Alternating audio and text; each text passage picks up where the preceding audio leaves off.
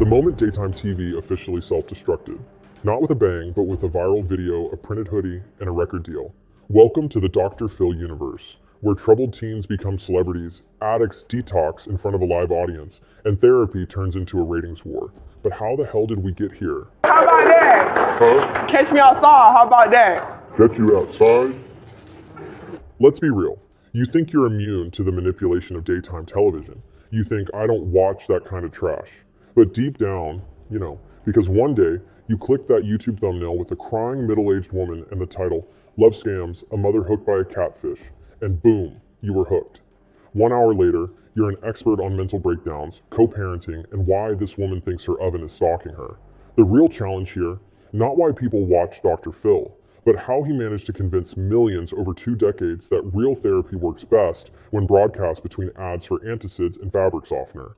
So, how do you turn a Texan psychologist into a TV mogul with the moral compass of a laser tag employee? In this video, we're diving into how Dr. Phil transformed from Oprah's favorite courtroom sidekick into the human equivalent of a self-help drive-thru. We'll unpack his origin story, his scandals, his ranch, yes, there's a ranch, and how he managed to end up as both a therapist and a punchline. Oh, and just wait till we get to Shelley Duvall. I'm gonna kick the living out of that bitch. Okay. Whoa. Listen, I don't know what you have on your mind or... Let it sink in. The man who saved thousands of lives on national television started as a legal consultant. Phil McGraw, Texan, bald, and blessed with the energy of a high school coach with too many opinions, was hired in 1996 to help Oprah Winfrey during a lawsuit involving the Texas cattle industry. Oprah won.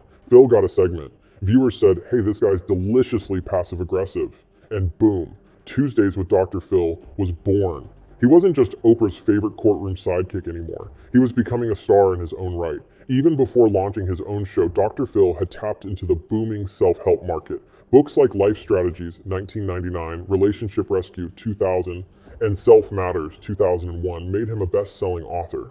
By 2001, his books had sold over 3 million copies, a self-help goldmine that launched speaking tours and cemented his brand long before the TV spotlight hit.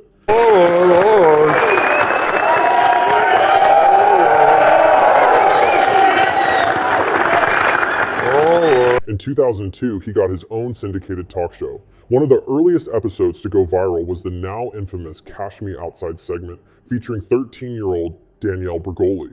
The clip racked up millions of views online, becoming a meme and internet phenomenon overnight.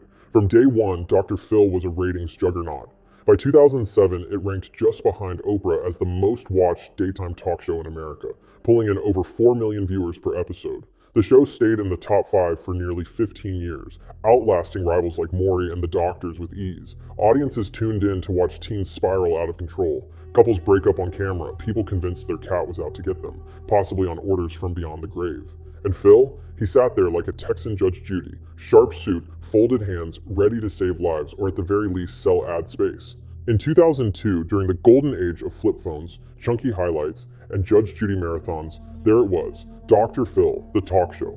Possibly the only place on television where you could get an intervention, a family feud simulator, and a screaming match about custody, all within 44 minutes, excluding commercials. Like Dr. Phil would say, you don't need a therapist, you need me.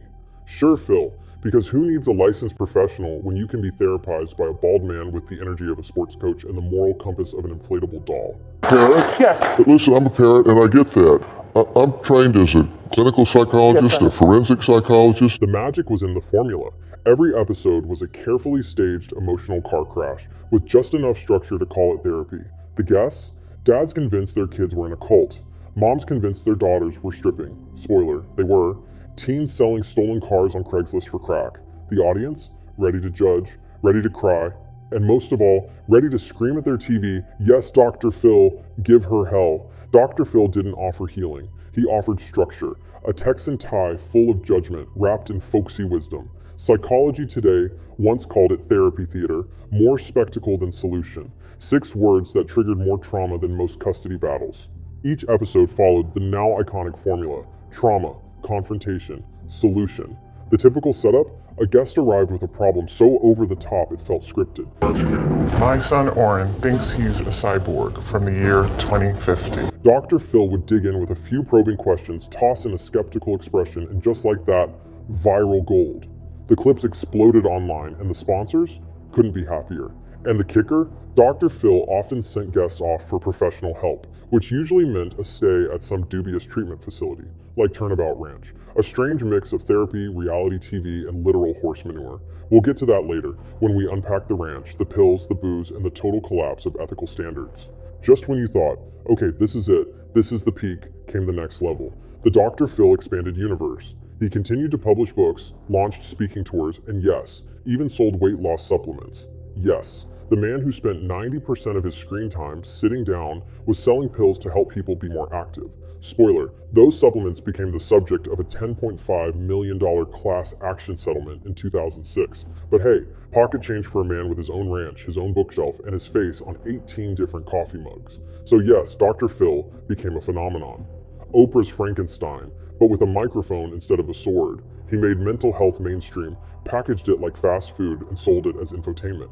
And honestly, it worked, until it didn't.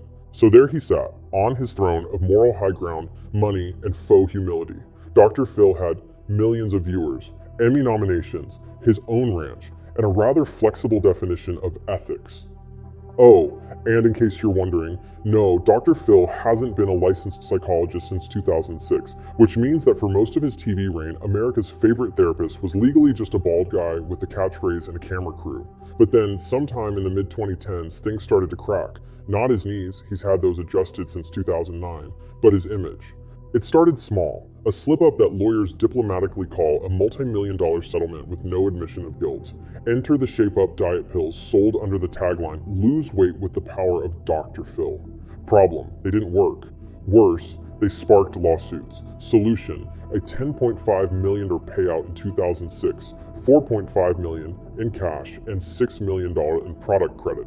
Dr. Phil personally paid nothing. And then came the real fireworks. Behind-the-scenes horror stories from guests, staff, and people who thought they'd get therapy, but ended up in a Black Mirror episode. I had a bad few weeks, and I fell off the bandwagon, and Todd Herzog, Survivor winner, visibly intoxicated on set, he arrived so hammered he could barely sit up. He later alleged, "When I got there, there was a bottle of vodka waiting in my dressing room." And yes, someone gave him Xanax. The show denied providing alcohol. Nothing says responsible recovery like a minibar and a sedative before airtime. I am scared to death right now. I hope that she doesn't get... I don't know what the heck she's doing. This is crazy. Jordan, a pregnant heroin addict, filmed seeking drugs on Skid Row. No medical supervision, no intervention, just a camera crew. Journalists might call it embedded reporting. Ethicists might call it, what the hell? Shelley Duvall, actress and the shining icon brought on screen during a mental health crisis. The segment was titled A Hollywood Star's Descent into Mental Illness. No nuance, just raw footage. Mia Farrow and Vivian Kubrick called it exploitative. Dr. Phil defended the airing, insisting it was meant to help. Turnabout Ranch, real therapy or dystopian western? Dr. Phil's go-to facility for troubled teens. Think horses, fences, and staff who looked ready for alien containment duty. Danielle Bergoli, aka Cash Me Outside, claimed she was sleep-deprived, denied showers, and psychologically broken. She also claimed she witnessed another girl being sexually assaulted and punished after reporting it. Another teen, Hannah Archuleta, filed a lawsuit in 2021 for abuse. It was dismissed in 2021 due to lack of evidence. BuzzFeed, Vice, and Rolling Stone later reported extensively on these controversies, raising public pressure and corporate concern. What began as help with flair devolved into moral circus disguised as therapy. Psychologists and ethics boards called it out. This isn't therapy, this is performance. Dr. Phil's image shifted from Oprah's confidant to Jerry Springer with a PowerPoint, and yet he endured. Ratings stayed strong, fans remained loyal, but public respect, it slipped like a diet pill down the back of a studio couch. Dr. Phil's legacy depends entirely on who you ask. Ask his fans? He's the man who made mental health discussable, helped thousands, and at least tells it like it is. Ask former guests, psychologists, TikTokers, or BuzzFeed. He's a talk show loop of exploitation and cheap drama, packaged as help, reheated in the microwave of the Oprah empire. Some see him as a savior, others as duct tape on an open wound. Looks sturdy, but it's still bleeding underneath.